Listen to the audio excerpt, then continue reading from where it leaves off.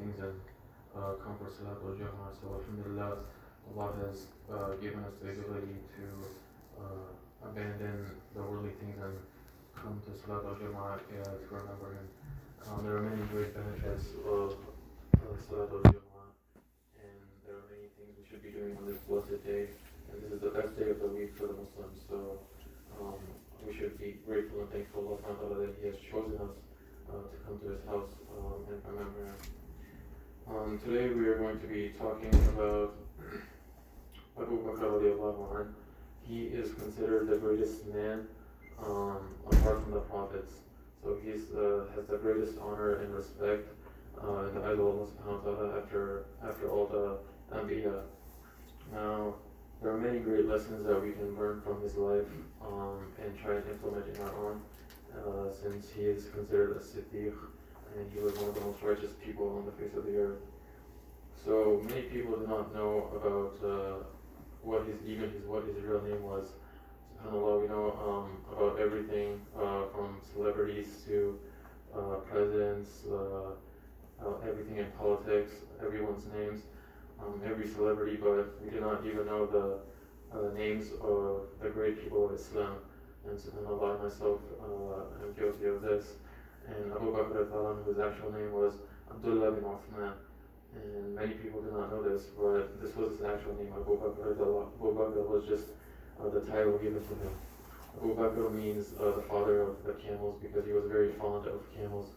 And in the time of Arabia, they used to say Abu, and then whatever that person was fond of. So, for example, Abu Hurairah was really fond of cats, and he always used to play with cats. So, Rasulullah gave him the name Abu Hurairah, meaning father of cats. And same with Abu Bakr, he was fond of camels, so they gave him the title Abu Bakr. Another title that was given to him was Atiq, meaning free. And this was actually a name that was used post-Islam, because Atiq means free, and Rasulullah said, if you want to see someone who is free from the fire, then look at Abu Bakr as-Siddiq. So he was all granted paradise, he was guaranteed paradise in this world, yet he lived a life that one would think that he did not know where he was going to go. SubhanAllah, so we can learn so many lessons from Abu Bakr as-Siddiq. So Abu Bakr was born in a clan that was not very big or popular. For example, everyone knows about the Quraysh, which is the tribe of Rasulullah. Abu Bakr who came from a smaller tribe. It was a noble tribe, but it wasn't very big or popular, so they didn't have much say in the daily affairs, but they were a well-respected clan, and everyone respected them and their boundaries. And Abu Bakr was born approximately 2 years after Rasulullah, and as everyone knows, that Abu Bakr was Rasulullah's closest and dearest friend, and they were connected in so many ways. And SubhanAllah, every time people would describe Abu Bakr, they described him with almost the similar qualities of Rasulullah. And so, considerably, they were approximately the same age, and Abu Bakr was born 2 years after Rasulullah. And the thing that kind of set Abu Bakr apart from the other early converts was that he was actually one of the wealthy ones. Most of the people that converted early to Islam were the poor, the young, the slaves. Although Abu Bakr was neither of those. He was well respected by everyone because he was a businessman. He was actually very wealthy, and he gained his wealth because of his honesty. So he was very similar to Rasulullah in that aspect. So he was very honest, and because of that, he was able to gain a lot of fortune because people trusted him in business. And even before accepting Islam, Abu Bakr he abstained from idol worship and abstained from drinking alcohol. He had a natural inclination, fitra, that this was not right, and he abstained from idol worship and drinking alcohol. Aisha radiallahu anha mentioned that there were only 3 people that abstained from idol worship and alcohol before Islam came, and one was obviously Rasulullah, the other one was Abu Bakr as-Siddiq radiallahu anhu, and the third one was Uthman ibn Affan radiallahu anhu. So subhanAllah, they were naturally inclined, and even before Islam came, they knew that idol worship and drinking alcohol was counterproductive, and they abstained from it. there's a narration that Abu Bakr, his father took him to the Kaaba. Obviously, this is pre-Islam, so the Kaaba was used for idol worship and stuff. And Abu Bakr, his father, left him at the Kaaba and said, I will come back and you can pray. So Abu Bakr decided to test the idols. And to one of the idols he said, please provide me clothes. And then he waited and nothing happened. In another instance he said, can you provide me food? And then he waited and nothing happened. And then the next instance he picked up a rock and told the statue that I'm going to throw this rock at you, protect yourself. And he threw it and the idol fell down and it broke. And so he already had that inclination that these idols can do nothing of themselves. So this kind of just proved that these idols are worthless and this is not the right way in life. And subhanAllah, if we look at this example, there's one other example that comes in mind, which is from a prophet, Ibrahim alayhi salam, with the idols, that they had this natural fitra that these idols are nothing by themselves and they cannot protect themselves. How can they protect us? So, and of course they both have a similar name, Siddiq. So subhanAllah, so Ibrahim, Abu Bakr, who was one of the best men after the Prophet and the Anbiya. And of course Abu Bakr who was a close companion of Rasulullah all the way from childhood. So even before prophethood, everyone usually knows about the story of Bakr the monk who is in Syria. When Rasulullah was a young kid, he went with Abu Talib, his uncle, to Syria on a business trip. And some narrations mention that Abu Bakr was also on this trip. Of course, this is when they were young kids and they were accompanying their elders on a business trip to Syria where they were trading some goods. And Bakr the monk, who was a Jewish rabbi, he used to wait in Syria for the caravans to pass by. And since he was a Jew, he was a people of the book and he knew the Torah. And of course, Rasulullah is foretold in the Torah and Injil. So Bakr the monk, obviously these rabbis and priests knew that there was a coming prophet. So when Bakr the monk saw the caravan of Quraysh coming, he noticed that the trees and stones were prostrating, and he saw a cloud accompanying the caravan. So immediately some red flags stood up for him, and he knew that something was special about this caravan, that there's someone special, and he had an idea that it could be the foretold prophet from his book. So subhanAllah, when Rasulullah came, he immediately recognized him just from his face, and then he confirmed it when he looked between his shoulders and saw the seal of prophethood between his shoulder blades, which was, some people say, kind of like an apple. So, and Abu Bakr was also on this trip, so he's already seen the miraculous stuff that has been going on with Rasulullah. He's seen all his qualities, he's seen righteousness, he's seen all the miracles that have happened with him. So he knew that this person was special. So subhanAllah, when Rasulullah came with the message and he told the people that Jibreel came to him in the cave, people say that Abu Bakr was one of the only people that without hesitation accepted everything Rasulullah said.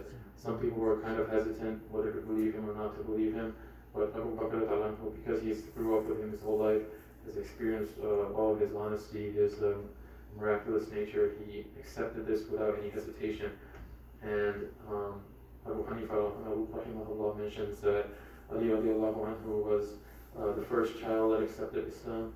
Khadija radiallahu anha was the first woman that accepted Islam, and Abu Bakr radiallahu anhu was the first man that accepted Islam. And subhanAllah, this is amazing that Abu Bakr radiallahu anhu, on the first day when he accepted Islam, he went out and brought in more Muslims like Rahman ibn Auf radiallahu anhu, Uthman ibn Affan radiallahu anhu, and subhanAllah, six of the people from the 10 people that were guaranteed paradise on this earth, Ashratul Mubashara, he brought in 6 of them into Islam, and he brought some of them in on the first day. First time, the only thing he heard about Rasulullah was that Allah is God and Rasulullah is the messenger, and he had only heard a few things about Islam, and just based off this knowledge, he was able to bring in so many people into Islam. And if you look at all the things that those people accomplished that Abu Bakr radiallahu anhu brought into Islam, for example, Abdurrahman ibn Auf radiallahu anhu, Uthman ibn Affan radiallahu anhu, these were some of the wealthiest people amongst the Ummah, and they gave so much charity and gave so much sadaqah and provided for so many people. So all that reward will eventually go back to Abu Bakr radiallahu anhu. Not to mention, he also brought in Sa'd ibn al-Khas radiallahu anhu, and because of him, Islam spread all the way to China. So imagine all the millions of people that have been praying and doing good deeds since then from China, which is about 30 million people. All that reward goes back to Abu Bakr radiallahu anhu. So this is, I mean, imagine how much reward he has gained, and this is something we can all learn, that even just knowing a simple thing as La ilaha illallah Muhammad Rasulullah, he brought in so many more people. And today Allah subhanahu wa ta'ala has said that he has completed this religion and perfected this religion for us, and we know everything about the religion, but how many people have we brought into Islam? SubhanAllah. And Rasulullah said during which meaning that whoever brings someone into Islam or towards the right way, then he will get a similar reward for all the work that he has done. So everyone should be aspired to learn from Abu Bakr as-Siddiq and try to follow his footsteps. Another thing is, after he started bringing in people, because he was a wealthy man and had enough money, he was also one of the few that was freeing all the slaves. For example, Bilal radiallahu anhu, he was being tortured by someone, and when Abu Bakr radiallahu anhu saw him, he said to the person, how much would you free Bilal radiallahu anhu for 7 or 10? Some narrations mentioned that it was 7 currency for that time, some mentioned 10. And that person said, okay, and then he freed Bilal radiallahu anhu, and for that price. And Abu Bakr as-Siddiq was able to free Bilal ibn Rabah radiallahu anhu. And that person that was torturing Bilal radiallahu anhu said, even if you would have given me one, for example, dollar, I would have freed him. And Abu Bakr as-Siddiq said that I would have given $100 for this person. And Abu Bakr as-Siddiq's dad told him, obviously this is before he accepted Islam, he said, people buy slaves so they're healthy, that they can work and they can accomplish tasks. But you're buying all the slaves that are poor, weak, and have been tortured. So what do you expect to gain from this? He said, I don't expect to gain anything from this in this life. My reward is with Allah subhanahu wa ta'ala. So subhanAllah, some narrations mentioned that he freed multiple, like dozens of slaves. For example, before Umar ibn Khattab who accepted Islam, he used to have this female slave who accepted Islam. And Umar ibn Khattab used to beat her so much that he would stop because he used to get tired of beating her. And Abu Bakr freed that slave as well and brought her into Islam. And subhanAllah, Abu Bakr used to also get tortured, but because he had a high status and he was noble, his torture was not in public like it was for the slaves. Him and Talha ibn Zubair, who was also from his tribe, they used to be tied together, and then the brother of Khadija, who was not amongst the Muslims, who was an enemy of Islam, used to tie Talha and Abu Bakr and used to beat them and tell them to renounce Islam. But of course, the Sahaba and Abu Bakr whose iman was to levels which we cannot comprehend. So of course they had firm faith that this is the truth, that La ilaha illallah Muhammad Rasulullah is the only way, and they stuck firm in the deen. And no matter how much torture happened, whether it was Abu Bakr ibn Zubayr or any of the slaves, none of them renounced Islam, and they all had firm faith. And of course, we all know that Abu Bakr accompanied Prophet ﷺ on the hijrah from Mecca to Medina when they were being chased by the Quraysh and the Quraysh were looking to kill both of them. Abu Bakr migrated to Medina, and subhanAllah, the life he lived in Medina was even more noble-worthy than it was in Mecca. And for example, we all know about the example of the Battle of Tabuk, where Rasulullah was collecting stuff for the battle, and Umar ibn Khattab brought half his wealth, and he thought today is the day that I will beat Abu Bakr in generosity. And when Abu Bakr came, he brought his entire wealth. And Umar was that day realized that he could not beat Abu Bakr And Rasulullah asked Umar, what have you left for your family? He said, I've left half my wealth. And he asked Abu Bakr, what have you left for your family? He said, I have left them Allah as much as Rasulullah. So subhanAllah, there are so many life lessons that we can learn from Abu Bakr, and may Allah give us the ability to implement, learn from his life, and also convey the message of Islam to everyone like Abu Bakr.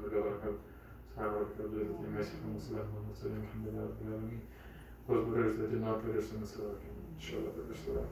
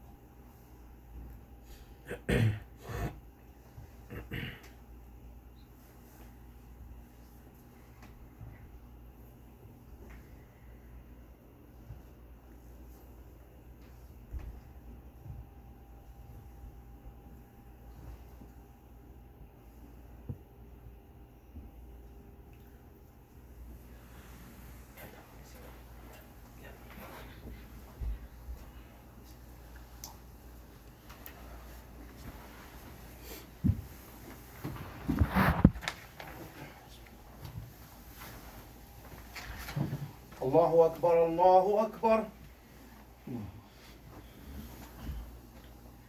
الله أكبر الله أكبر.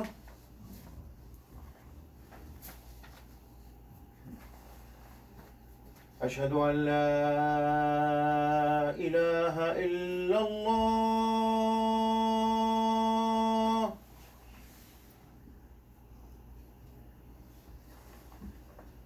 أشهد أن لا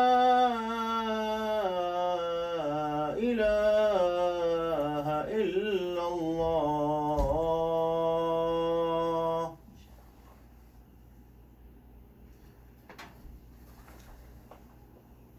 أشهد أن محمدًا رسول الله.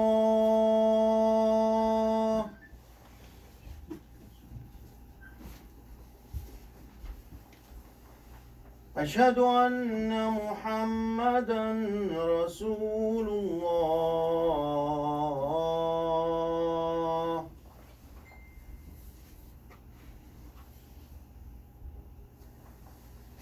حي على الصلاة.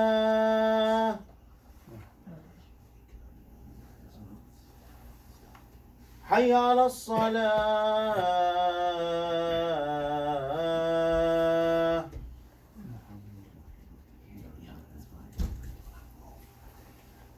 حي على الفلاح.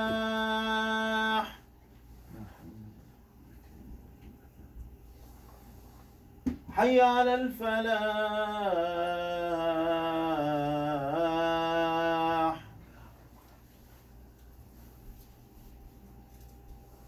الله أكبر الله أكبر. لا إله إلا الله.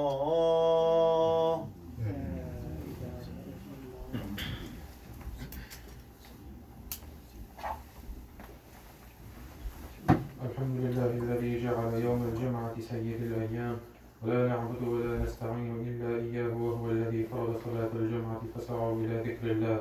والصلاة على محمد سيد الأنام وعلى آله وأصحابه الكرام، خصوصا على أفضل البشر بعد الأنبياء في التحقيق، أمير المؤمنين أبي بكر الصديق، وعلى الناطق بالصدق والصواب أمير المؤمنين عمر بن الخطاب، وعلى كامل الحياء والإيقان أمير المؤمنين عثمان بن عفان، وعلى غالب كل غالب أمير المؤمنين علي بن أبي طالب، وعلى الإمامين الهمامين السعيدين الشهيدين أبي محمد الحسن وأبي عبد الله الحسين، وعلى أمهما سيدة النساء فاطمة الزهراء، وعلى عميه الشريفين المطهرين من الأدناس والحمزة والعباس، وعلى الستة الباقية من العشرة المبشرة وسائر الصحابة والتابعين رضوان الله تعالى عليهم أجمعين.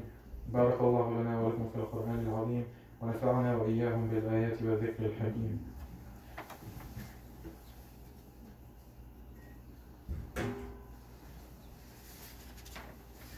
الحمد لله نحمده ونستعينه ونستغفره ونؤمن به ونتوكل عليه، ونعوذ بالله من شرور أنفسنا ومن سيئات أعمالنا، من يهده الله فلا مضل له ومن يضلل فلا هادي له، ونشهد أن لا إله إلا الله وحده لا شريك له، ونشهد أن محمدا عبده ورسوله. إن الله وملائكته يصلون على النبي، يا أيها الذين آمنوا صلوا عليه وسلموا تسليما. اللهم صل على محمد بعدد من صلى وصام، اللهم صل على محمد وعلى آل محمد بعدد من قعد وقام، وصل على جميع الأنبياء والمرسلين وعلى كل ملائكتك المقربين وعلى عباد الله الصالحين برحمتك يا أرحم الراحمين. عباد الله، إن الله يأمر بالعدل والإحسان وإيتاء ذي القربى وينهى عن الفحشاء والمنكر والبغي، يعظكم لعلكم تذكرون. ولذكر الله تعالى أعلى وأولى وأعز وأجل وأتم وأهم وأكبر. أقم الصلاة. الله أكبر الله أكبر. أشهد أن لا إله إلا الله. أشهد أن لا إله إلا الله. أشهد أن محمدا رسول الله. أشهد أن محمدا رسول الله. حي على الصلاة حي على الصلاة حي على الفلاح حي على الفلاح. قد قامت الصلاة قد قامت الصلاة. الله أكبر الله أكبر. لا إله إلا الله. الله أكبر.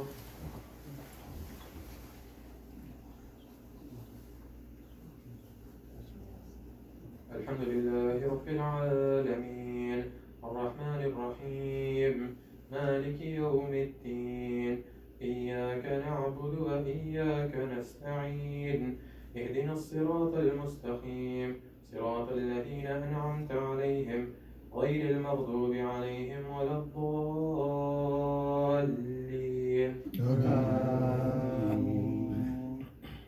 سبح اسم ربك الأعلى الذي خلق فسوى والذي قدر فهدى والذي أخرج المرعى فجعله غثاء أحوى سنخرجك فلا تنسى إلا ما شاء الله إنه يعلم الجهر وما يخفى ونيسرك لليسرى فذكر إن نفعت الذكرى سيذكر من يخشى ويتجنبها الأشقى الذي يصلى النار الكبرى ثم لا يموت فيها ولا يحيا قد أفلح من تزكى وذكر اسم ربه فصلى بل تؤثرون الحياة الدنيا والآخرة خير وأبقى إن هذا لفي الصحف الأولى صحف إبراهيم وموسى الله أكبر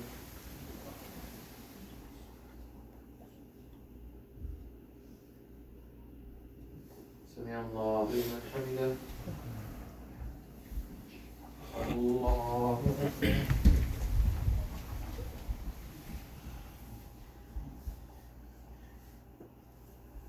الله أكبر الله أكبر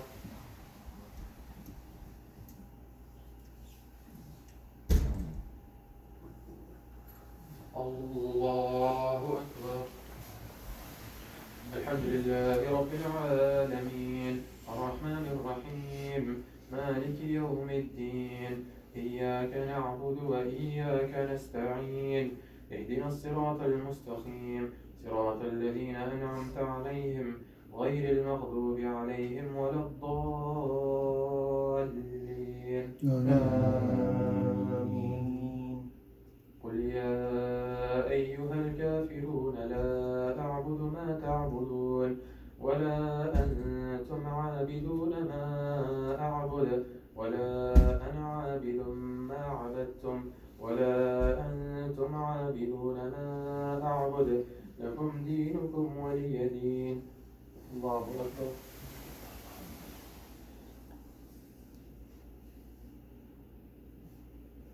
سمع الله لمن حمده الله أكبر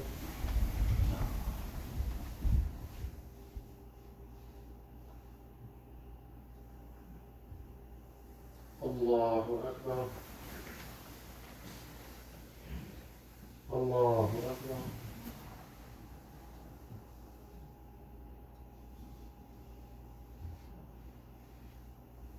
الله أكبر